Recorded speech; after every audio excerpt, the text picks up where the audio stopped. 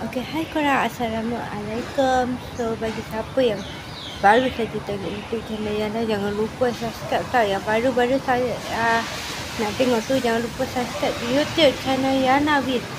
Okay, pastikan anda subscribe sebab kemungkinan anda akan dapat hadiah.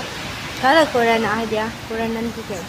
Sebab Yana nak perlu 100k kawan-kawan, okay? 100k kawan baru Yana boleh bagi korang hadiah, tapi yang akan pilih itu rahsia.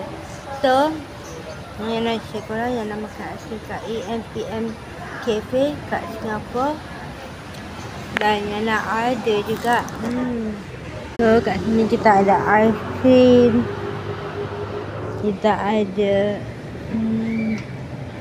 teh blackberry peach tea, dan kita ada juga white latte. Tak sabarnya nak minum korang.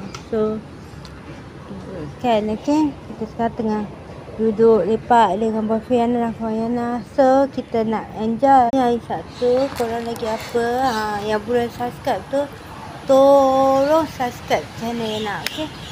So dapat 100k, Yana akan bagi korang cantik. Make sure korang jangan lupa share korang subscribe, okay? Yana tahu sebab Yana punya impian, Yana nak sama-sama kita untuk tolong lebih ramai orang yang betul-betul memerlukan dan betul-betul susah.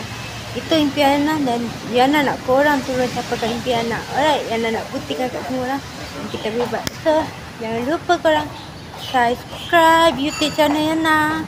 Bye bye.